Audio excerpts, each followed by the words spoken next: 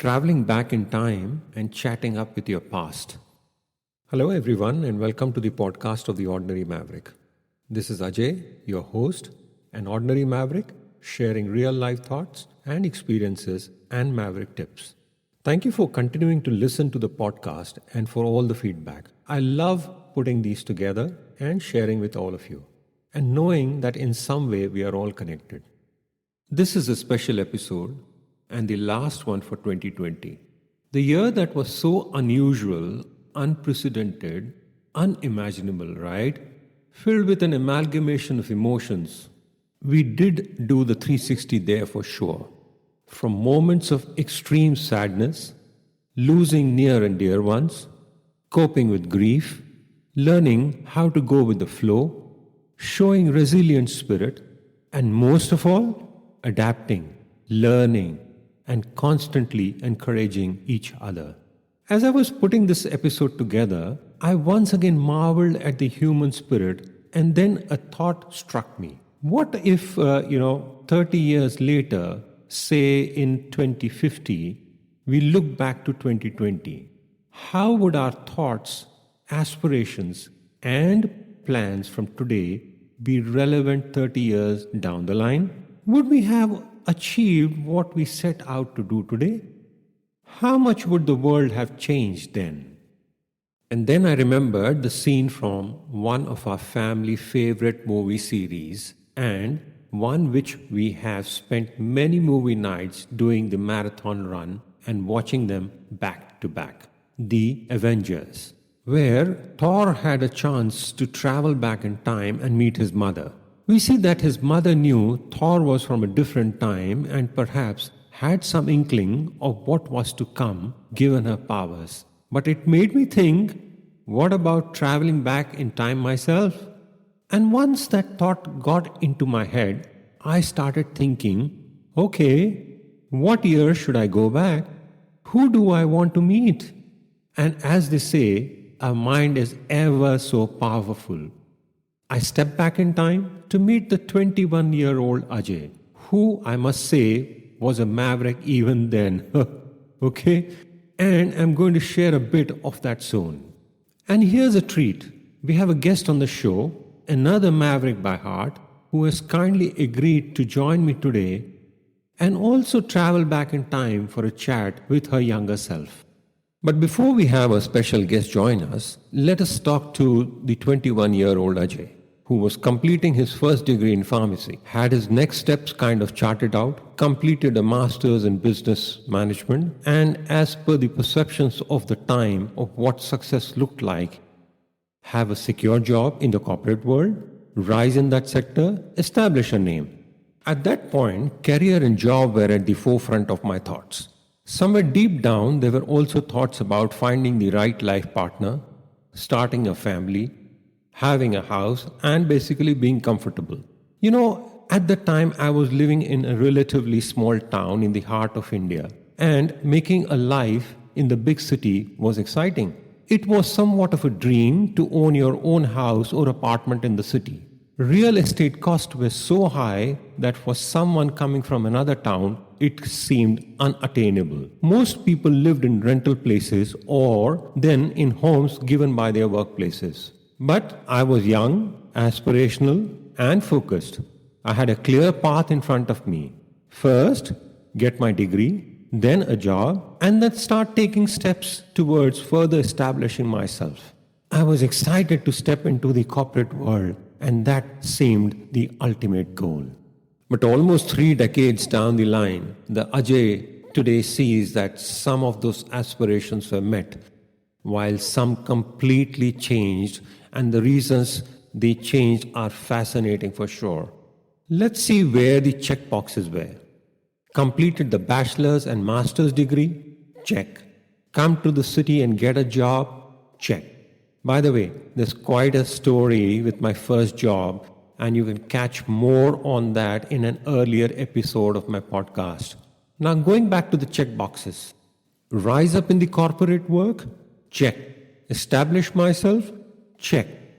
And of course, lots of checks in different aspects of my personal life too. found my life partner, started a family, and yes, built a home. Check, check, check. But here's something interesting. Some of those aspirations and check boxes changed. And boy, how did they change? The corporate world, it's left far behind now. At one time, what was most important doesn't seem to be the same now. One thing is for sure, I'm not in the place that I had thought as a 21-year-old was the most important one. I have completely changed gears, have left the corporate sector behind voluntarily many years back. That was completely dramatic as well. And I have shared more about the crossroads moment in one's life in another podcast. Today I'm doing something I'm passionate about and making a difference for sure. Well, what does that say? Life doesn't always turn out the way one foresees when young. 21 is an important milestone coming into adulthood. At that time, based on the perceptions and understanding at the time, one charts out aspirations for the future. But here's a maverick tip. Go with the flow. What does that mean? Well, rely on your instincts. Remember the gut feeling? One of the key components of the maverick formula. Yes, chart your path. Take one step at a time, but always go with your gut. And then be true, and you will win. Life will always be that exciting, beautiful journey where you will experience happiness and also spread happiness. One of the most important aspects is to ensure whatever you're doing is what you're passionate about. This is the right time to introduce our special guest, Ms. Caroline Muhwezi, another fellow maverick, sharing some great feedback about the podcast and is here today to give us a peek into her time travel as well. Caroline, so lovely to have you. Welcome to the Ordinary Maverick Show. I'm delighted that you could join us. Tell us a bit about yourself. Hello, Ajay. Thank you for having me on the show. I'm Caroline Muhwezi. I'm from Uganda, born in Kabale in the southwestern part of Uganda. In a family of 5, I'm the fourth born. We're 2 girls in our family. And all of us very close to our dad. I lost my mom when I was about 9. So my dad is like life and blood, my number 1 fan. So yes, that's it about my family. I'm married. I have a son who's 4 years old and my husband, Norman.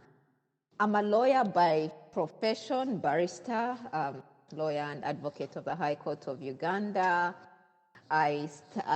Even though I studied law, my aspiration had always been working with young people, advocating for the rights of young people and women, and really being a rights activist, I think, more than anything in life. I think I've always had a passion for that. And right now, I'm working in New York as the Eureport Global Coordinator, which means me coordinating 76 countries in the world that are running this platform for youth engagement. That's both social media and SMS. Reaching now almost 13 million young people across the world and growing every day almost by 5 young people per second. Awesome. Thank you so much, Caroline. What humble beginnings, and a loud shout out to your dad, for whom bringing up 5 young children must have not been easy for sure. So I'm putting you on the spot right now. We've been speaking about time travel and going back in time. So tell us what you would like to do, which year you would like to go back to, and why. And do share about your aspirations at the time, and then how you view this today. So we have tons of questions for you. Okay. I think I would like to go back to 2014 in Uganda, when I had the opportunity to kind of switch jobs a bit and leave Uganda and then move to Nigeria to work as a Eureport consultant, as a startup consultant for Eureport in Nigeria. Then, as about 28 years old, not married yet, and really, I just left law school and been practicing as a practicing advocate. Had some time to work with UNICEF in Uganda for some time. And I think for me, why I would want to go back to 2014 and that time when I was 28 is because it was like a crossroad for me. One, because first of all, I was asked to come to leave my home country. This was the very first time I was going to be working outside my home country longer than a 1 week or 2 week mission. And I mean, I was not married yet. I had a boyfriend that time. So there were so many decisions that I think were up in my mind, and whether or not this was the right time to leave my country and go somewhere else, or not to leave and just stay home and just stay in a familiar territory, so to say. Looking forward then, and the decisions I took to actually leave and start Europort in Nigeria, then I think it was both life-changing but also very inspiring for me, because in retrospect, I see that even though then for me it was all about, this is a great opportunity to start an international career and to also, do something more than what I had already been doing for a couple of years, but contribute to a bigger country, a great nation in Africa, Nigeria, and its size and all that Nigeria is famous for. I thought it was a good opportunity. Then, though, I also had all these, ideas running in my head, whether or not it was the right time to take such a step in life, and not a typical contract, which would probably open so many immediate opportunities, because this was only about a 6 months consultancy, and so much at stake, and it's, so to say, more or less a gamble.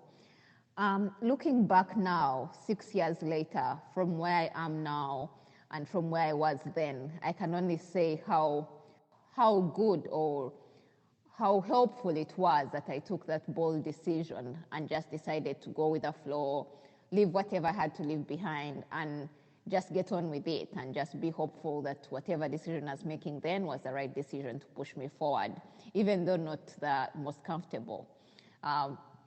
Looking back now, the Europort Nigeria that I moved to set up is now almost coming to close to 4 million young people registered, about 3.8 million now. And very inspiring how much more is also being done for young people in all kinds of communities in that country right now. And also how much inspiration it has drawn and given to other countries who are now scaling almost as much as it is. So it's been a very inspiring journey. And looking back still over the 6 years, I'm now married to the same person as wondering, would it be good to leave or not to leave and travel away? Somehow we're still able to make it work, and now have even a son who's 4 years old. So it was never really the typical, the ordinary, or anything of, everything cut and paste into a clear-cut box, but it was more of, this is what I want to do. I believe that the strength to do it will come and follow me as I head into it. But for now, I'll take the decision and I'll jump onto it. Looking at how I view the decisions I made then today, I'm grateful that I took those bold steps to be able to push me forward. And I think it also was like an awakening moment for me on what is possible, really.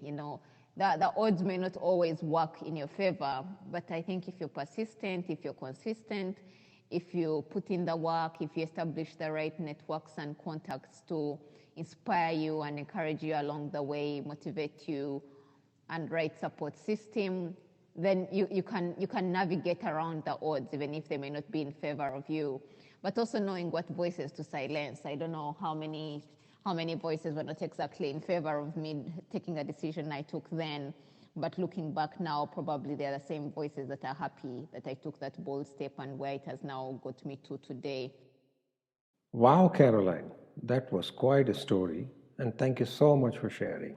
It's absolutely fascinating to see that even though we both come from different parts of the world, there's a connect, and I do believe that's the Maverick connection. I must say, I would have loved to meet the 28-year-old Caroline, who demonstrated courage, confidence, and sheer grit and determination. And even though there were quite some checks there in terms of your law degree, job, having a family. Oh, by the way, it was great to hear Neil, your 4-year-old, in the background. You're also multitasking as a maverick. Okay. Anyways, as I was saying, quite a few checks there, but then some new developments too. The Caroline who left Uganda taking that bold step might not have foreseen that 6 years later you would be coordinating a global portfolio. Congratulations, Caroline, and all the very best. Perhaps we can have a repeat touch base after another 6 years. What do you say? Who knows where and what you will be doing then? Whatever it is, I'm sure you will be true to your maverick spirit. Thanks once again for joining me on this podcast. Thank you for having me on the show, Ajay. It's been an absolute delight, and I wish everyone a happy new year, and hopefully 2021 will be a better year for all the listeners. The podcasts are very inspiring, and it's been an absolute delight following them ardently. What an episode this was!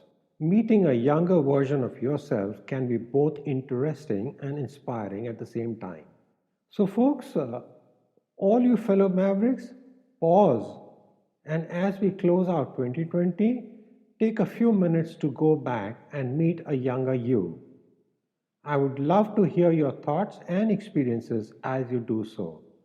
If I had traveled forward and at 21 gone ahead to meet an Ajay in 2020, I'm pretty sure I wouldn't have even foreseen this podcast series. Here's wishing you all a very happy new year with lots of light, love, positivity, and gratitude. Do subscribe to the Ordinary Maverick podcast. This is Ajay signing off. Have an amazing day. Keep well, keep safe.